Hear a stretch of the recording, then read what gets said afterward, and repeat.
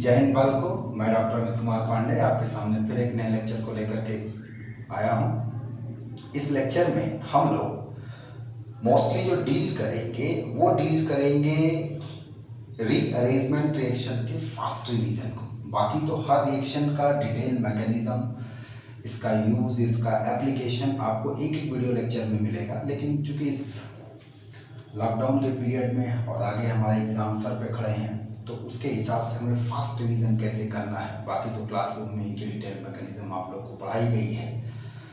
तो हमें बस केवल तेजी से 2 मिनट 3 मिनट में ये सारी की सारी रिएक्शंस को कैसे डील करना है। तो मेरे प्रीवियस लेक्चर में सारा एनसीईआरटी का 11-12 का रिएक्शन अलग बताया गया है, जेईई मेंस की सारी नेम्ड रिएक्शंस को अलग बताया गया है। इसी तरीके इसी क्रम में हम लोग रीअरेंजमेंट रिएक्शन की भी बात करने जा रहे हैं। तो आप ध्यान से देखें, इनमें हम जो डील करेंगे बेसिकली 8 रिएक्शंस को डील करने वाले हैं। सबसे पहली रिएक्शन है वीकमान्स रीअरेंजमेंट, दूसरी रिएक्शन है बेंजाइल बेंजाइलिक एसिड रीअरेंजमेंट, तीसरा है बेंजाइडीन रीअरेंजमेंट, चौथा क्लेजन रीअरेंजमेंट। आप जानते ही हैं इंट्रामोलिकुलर टाइप की होती है, इसमें कोई भी क्रॉस प्रोडक्ट नहीं बनता।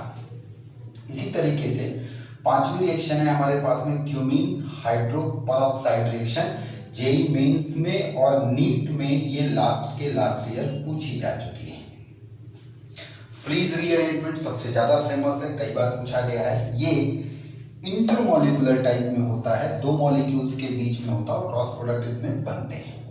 हॉफमैन ब्रोमाइड रिएक्शन बड़ी फेमस रिएक्शन है, बोर्ड, एकेडमिक, केवीपी, ओलंपियाड सब में करीब करीब Hofmann bromide reaction, Hofmann degradation of amide, primary amine का प्रिपरेशन, तो इन सब को लेकर के कई बार पूछा गया है। पिनेकॉल पिनेकोलॉन रीअरेंजमेंट, ये भी रिएक्शन बड़ी फेमस है। पिनेकॉल पिनेकोलॉन रीअरेंजमेंट, ये भी कई बार क्या किया गया है, आपका पूछा गया है। तो इस लेक्चर में हम इन रिएक्शंस को तेजी से 3 लेवल पर डील करेंगे। रिएक्टेंट मिक्सचर, सबस्ट्रेट और रीजेंट, प्रोडक्ट मिक्सचर, मेजर और माइनर प्रोडक्ट, और अगर कोई इंटरमीडिएट बन रहा है तो वो, और इसका रिएक्टिव स्पीसीज या कैटलिस्ट हम क्या लेकर के चल रहे हैं, साथ में रिएक्शन कंडीशंस को। चलिए तो एक एक रिएक्शन पर हम लोग आगे बढ़ते हैं। सबसे पहले हम आते हैं वीकमान्स रीअरेंजमेंट पर।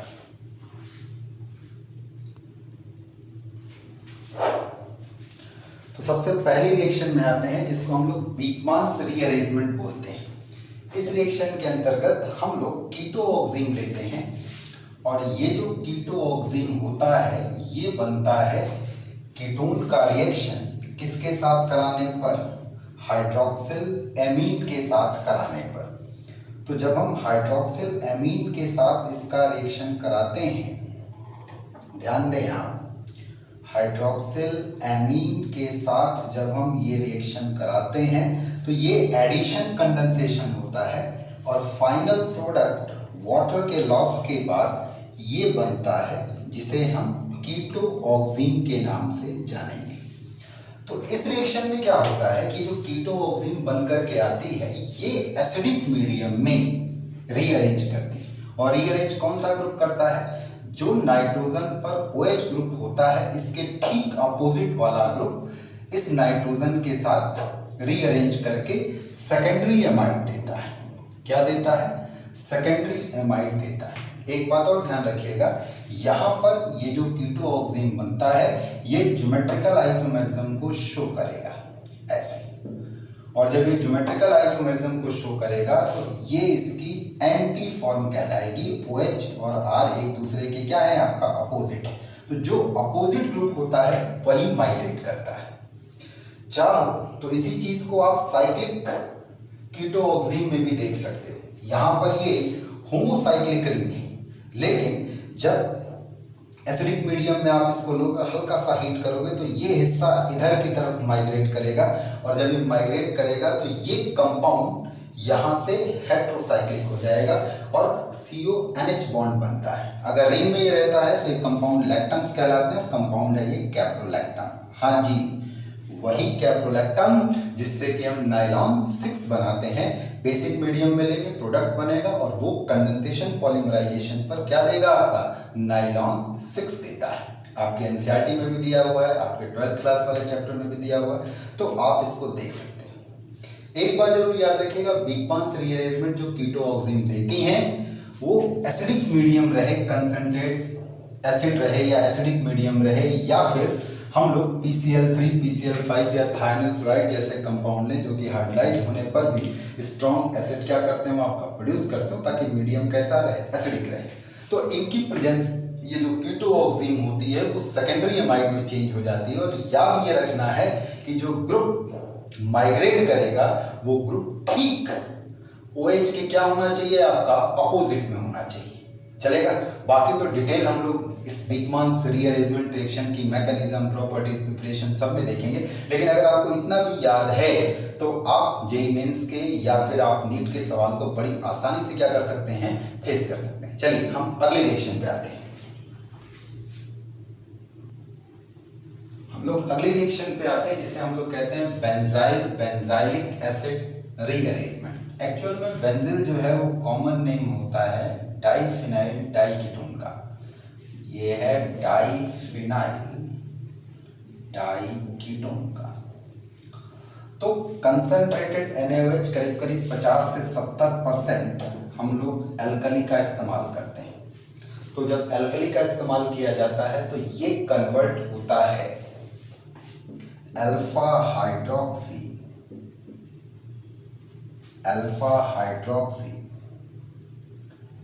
कार्बोक्सिलेट में, अल्फा हाइड्रोक्सी कार्बोक्सिलेट आयन में कन्वर्ट होता है। आयन इसलिए कि बनता एसिड है, लेकिन अल्कलाइन मीडियम में एसिड आपको कभी रिकवर्ड नहीं होगा, उसका सॉल्ट क्या होगा, आपका रिकवर्ड होता है।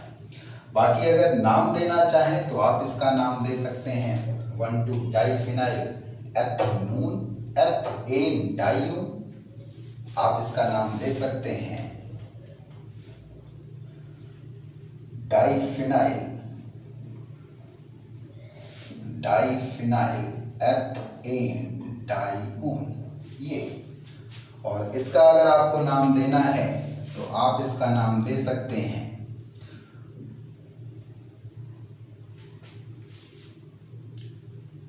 इसका नाम आप देंगे 2,2-डाइफिनाइल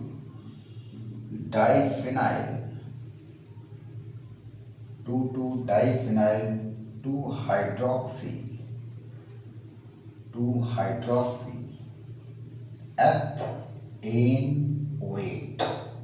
एथेनोएट चलेगा।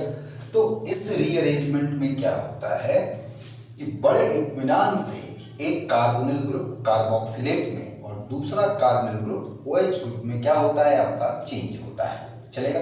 बाकी तो इसकी डिटेल मैकेनिज्म आपको इस नेम्ड रिएक्शंस के लेक्चर में मिल जाएगी। आगे बढ़ते हैं तीसरी reaction.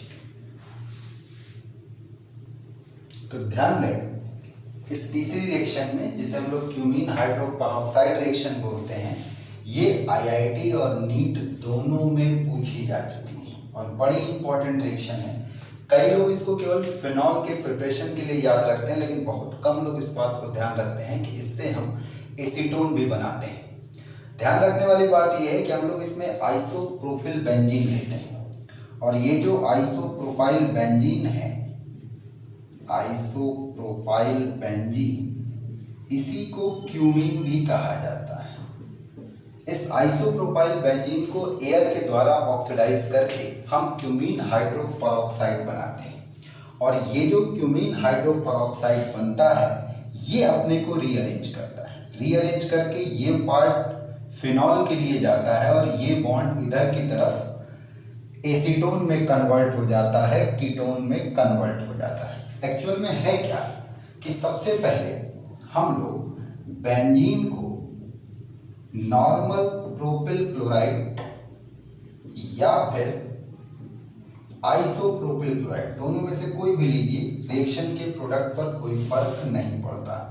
In presence of anhydrous AlCl3 लेते हैं, इलेक्ट्रोफिलिक सब्स्टिट्यूशन होता है जिसे आप फ्रीडल क्राफ्ट एल्काइलेशन के नाम से भी जानते हैं। फ्रीडल क्राफ्ट एल्काइलेशन के नाम से भी जानते हैं। तो ये यहाँ से बेंजीन आइसोप्रोपाइल बेंजीन देता है, और इसका कारण ये है कि ये जो इलेक्ट्रोफाइल जनरेट करता है, प्राइमरी इलेक्ट्रोफाइल जनरेट करता है, ये रीअरेंज करके सेकेंडरी इलेक्ट्रोफाइल में बदल जाता है, ये सेकेंडरी इलेक्ट्रोफाइल में बदल जाता है by 1,2 hydride shift, 1,2 hydride shift. चूंकि फ्री कार्बोकेटायन है तो रीअरेंजमेंट होगा, और रीअरेंजमेंट अगर होगा तो आप ये समझ लीजिए कि आइसोप्रोपिल बेंजीन बनेगा, क्यूमीन बनेगा। क्लियर है? तो हम आइसोप्रोपिल बेंजीन को अलग से बना लेते हैं। बनाने के बाद एयर में मौजूद जो ऑक्सीजन वाला पार्ट है, हल्का सा हीट करने पर इसको पेरोक्साइड में बदल देता है, और इस पेरोक्साइड की जब हम डाइल्यूट एसिडिक मीडियम में हाइड्रोलिसिस कराते हैं, प्रोटिक वर्कअप कराते हैं, तो ये रीअरेंज होता है, और रीअरेंज होकर के फिनॉल और क्या देता है आपका एसीटोन देता है। ये रिएक्शन कई बार पूछी भी जा चुकी, सो इंपॉर्टेंट है, ध्यान रखिएगा। आते हैं अगली रिएक्शन। अब हम जिस रिएक्शन की बात करने जा रहे हैं उसे हॉफमैन ब्रोमाइड रिएक्शन कहते हैं, या हॉफमैन डिग्रेडेशन ऑफ एमाइड कहते हैं। और ये रिएक्शन आप कह सकते हो कि प्राइमरी एमीन के प्रोडक्शन के लिए स्पेसिफिक रिएक्शन मानी जाती है। ये डीप कार्बोक्सिलेशन रिएक्शन के अंतर्गत भी आती है, क्योंकि इसमें एक कार्बन CO2 की शक्ल में बाहर होता है। आप देख सकते हैं पोटेशियम कार्बोनेट के रूप में। ये रिएक्शन स्टेप डाउन के अंतर्गत भी आती है, क्योंकि सबस्ट्रेट में जितने कार्बन होते हैं उससे एक कम कार्बन का प्रोडक्ट बनता है। ये रिएक्शन प्राइमरी एमीन के लिए स्पेसिफिक मानी जाती है। तो इस रिएक्शन में मैं आपको बता दूं, कुछ नहीं होता। एमाइड जो है एक्वस हैलोजन के साथ एल्कली मीडियम में लिया जाता है। Cl2 KOH ले लो या Br2 KOH ले लो, इस पर रिएक्शन थोड़ा इजीली मिल जाती है। तो ब्रोमीन और KOH लिया जाता है, जो कि QBr बनाता है, पोटेशियम हाइपोब्रोमाइड या हाइपोब्रोमाइड एनायन मौजूद होता है। तो ये जो नाइट्रोजन है इस पर ये एल्किल ग्रुप माइग्रेट करता है, इसी को हम लोग कार्टियस रीअरेंजमेंट भी कहते हैं। आप चाहेंगे तो हमारा पूरा डिटेल लेक्चर है हॉफमैन ब्रोमाइड रिएक्शन पर, उसमें एक एक स्टेप को देख सकते हैं कि कैसे कैसे क्या होता है। फिलहाल इसमें आपको 3 पॉइंट याद रखना है। सबसे पहला पॉइंट कि इसमें जो रीअरेंजमेंट होता है, एल्किल ग्रुप जो कार्बोनिल ग्रुप से जुड़ा हुआ है वो रीअरेंज करता है, एक बात। दूसरी बात, ये एक्वस हैलोजन जो होता है एल्कलाइन मीडियम में, या पोटेशियम हाइपोब्रोमाइड या हाइपोब्रोमाइड एनायन की प्रेजेंस में ये रिएक्शन होती है। ये स्टेप डाउन रिएक्शन है, ये प्राइमरी एमीन के प्रोडक्शन की रिएक्शन है। इसमें प्रोडक्ट हमेशा सबस्ट्रेट से एक कम कार्बन का बनता है, इसलिए इस रिएक्शन का इस्तेमाल हम लोग कार्बन की संख्या को घटाने के लिए भी करते हैं। और इस रिएक्शन में होता क्या है कि जो प्राइमरी एमाइड है वो एक्वस हैलोजन के साथ अल्कलाइन मीडियम में प्राइमरी एमीन देता है, सॉल्ट देगा, और साथ में क्या बनेगा, वाटर बनेगा। चलेगा, आते हैं अगले रिएक्शन पे। तो हम लोग अगली रिएक्शन को जो जिक्र करने जा रहे हैं वो है पिनेकॉल पिनेकोलॉन रीअरेंजमेंट। ये जो विस डाइऑल रहता है, ये जो विसिनल डाइऑल है, ये कॉमनली पिनेकॉल के नाम से जाना जाता है। और ये जो कीटोनिक कंपाउंड बनता है इसी को हम लोग कॉमनली पिनेकोलॉन बोलते हैं। तो जहां ये पिनेकॉल है वही ये जो कीटोनिक कंपाउंड होता है ये पिनेकोलॉन कहलाता है। इसमें होता ये है कि इस OH ग्रुप का माइग्रेशन होता है, साथ में ये मेथल यहाँ माइग्रेट करता है। तो आप जानते हैं कि एक कार्बन पर 2 OH नहीं टिकेगा, क्या निकल आएगा आपका, वाटर। ये कैसे निकलता है इसको तो हम अपनी डिटेल मैकेनिज्म में बताएंगे। फिलहाल आपको ये ध्यान रखना है कि एसिडिक मीडियम में आपका जो पिनेकॉल है या विस डाइऑल है, ये कीटोनिक कंपाउंड या कार्बोनिल कंपाउंड में क्या होता है, आपका चेंज हो जाता है, जिसे हम लोग क्या कहते हैं, पिनेकोलोन कहते हैं। चलेगा, अगली रिएक्शन पे आते हैं। हम लोग अगले रिएक्शन पर आते हैं जिसे क्लेजन रीअरेंजमेंट रिएक्शन कहते हैं। और इसमें एक बात आपको क्लियर है कि ये इंट्रामोलिकुलर टाइप की है, यानी मॉलिक्यूल के फ्रेगमेंट आपस में ही क्या करेंगे, आपका रीअरेंज करेंगे। तो एक बात ध्यान रखिएगा, देयर इज नो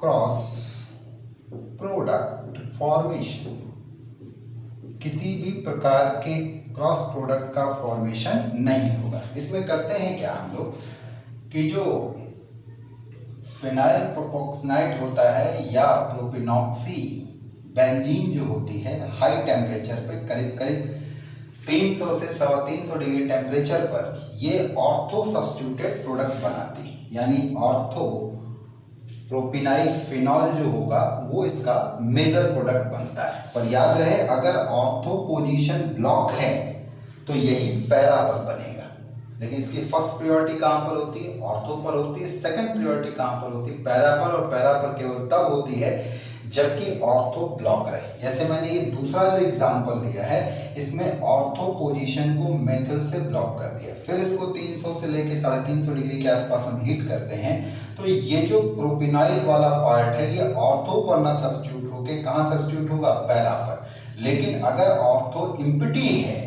तो इसकी पहली प्रायोरिटी कहाँ पर होती है? ऑर्थो पर होती है। मैकेनिज्म में हम लोग ये चीज देख लेंगे कि कैसे ये जो प्रोपिनाइल ग्रुप होता है ये ऑर्थो या पैरा की तरफ माइग्रेट करता है। चलेगा? तो बस क्लेजन रीअरेंजमेंट में आपको ये याद रखना है कि ये इंट्रामोलिकुलर है। इंट्रामोलिकुलर मतलब एक ही मॉलिक्यूल के दो कंपोनेंट आपस में क्या करेंगे? आपका रीअरेंज करेंगे। दूसरी बात, इसमें कोई साइड प्रोडक्ट फॉर्मेशन नहीं होगा या नो क्रॉस प्रोडक्ट फॉर्मेशन बनेगा। पहली प्रायोरिटी ऑर्थो होती है, ब्लॉक है तो अगली प्रायोरिटी पैरा होगी। चलेगा? अगले रिएक्शंस पर आते हैं। अब हम लोग अगली रिएक्शन पर आते हैं जिसे हम लोग फ्रीज रीअरेंजमेंट के नाम से जानते हैं।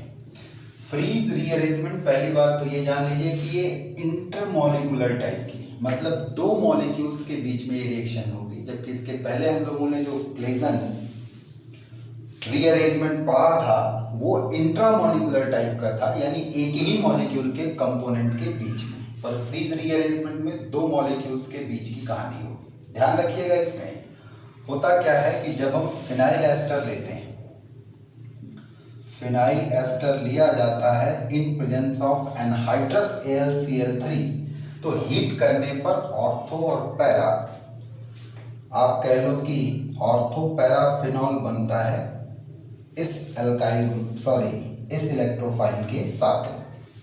तो ये जो रिएक्शन होती है ये इंटरमॉलिक्यूलर होती है, क्योंकि ये पार्ट दो मॉलिक्यूल्स पर जाता है, ऑर्थो और कहाँ आपका पैरा, इसलिए यहाँ सिंगल प्रोडक्ट न मिल करके मिक्सचर ऑफ प्रोडक्ट मिलता है, मिक्सचर ऑफ प्रोडक्ट मिलता है।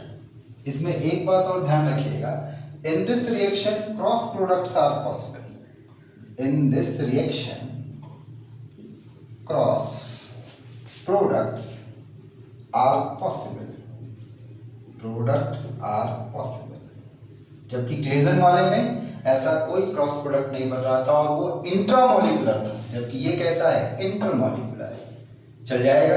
आते हैं लास्ट रिएक्शन पर। अगली रिएक्शन है हमारी बेंजाइडीन रीअरेंजमेंट। ये भी इंट्रामॉलिक्यूलर टाइप की होती है और एसिडिक मीडियम में होता है। ध्यान रहे, यहाँ कंसंट्रेटेड एसिडिक मीडियम लेते हैं। इसमें है क्या कि जो एजोबेंजीन है वो किसमें रीअरेंज होती है? डाइफिनाइल डाइएमीन में कन्वर्ट होती है, चेंज होती है। इसमें होता और कुछ नहीं है, ये पूरा ग्रुप ही यहाँ से इस पोजीशन पे क्या करेगा? माइग्रेट करेगा।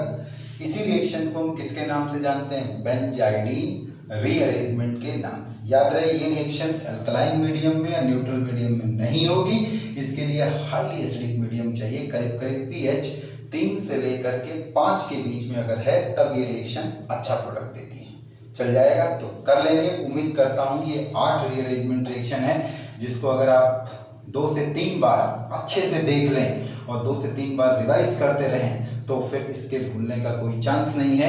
इसका सबस्ट्रेट और इसका प्रोडक्ट आपको याद रहेगा, कौन सा पार्ट किधर की तरफ रीअरेंज होता है ये याद रहेगा।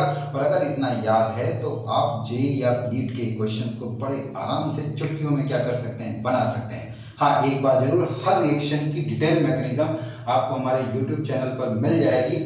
हमने उसमें हर एक रिएक्शन का डिटेल मैकेनिज्म दिया हुआ है। मैकेनिज्म है, प्रिपरेशन है, उसके बाद उसका एप्लीकेशन है। बहुत लॉट ऑफ रिएक्शंस पर कई बढ़िया क्वेश्चंस हैं जो उसके साथ में क्या है आपका जुड़े हुए हैं। तो ये सारी चीज़ें उसमें आपको डिटेल में मिल जाएगी। लेकिन चूंकि अगर आपको तेजी से रिवाइज करना है, 5 मिनट 2 मिनट 3 मिनट में रिवाइज करना है, तो ये वीडियो लेक्चर हमारा बड़ा इफेक्टिव है। पहले इसको ध्यान से 2 से 3 बार आप पढ़ें और उसके बाद मुश्किल से इसको फास्ट मोड पे चलाएं तो 3 से 4 मिनट में कंप्लीट हो जाएगा और ये सारी रिएक्शन आपके दिमाग में तरोताज़ा हो जाएगी और एग्जाम में अगर आ रहा है तो देखते ही आप फट से क्या करेंगे, आपका लगा देंगे। उम्मीद करता हूँ आपको हमारा लेक्चर पसंद आ रहा होगा, आपको चीज़ें समझ में आ रही होगी, आपका नॉलेज का लेवल अप कर रहा होगा, आपकी रैंक 1 की तरफ शिफ्ट कर रही होगी।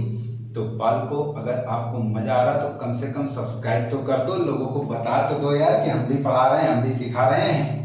ठीक है, ज़्यादा से ज़्यादा लोग इसको सीखें, ज़्यादा से ज़्यादा लोग इसको सीख करके प्रॉफिट गेन करें, अपनी रैंक को इम्प्रूव करें, अपने नॉलेज को इम्प्रूव करें और आगे की तरफ क्या करें, आपका बढ़ते रहें। ठीक है, चलिए आज इस लेक्चर में इतना ही रखते हैं। जय हिंद।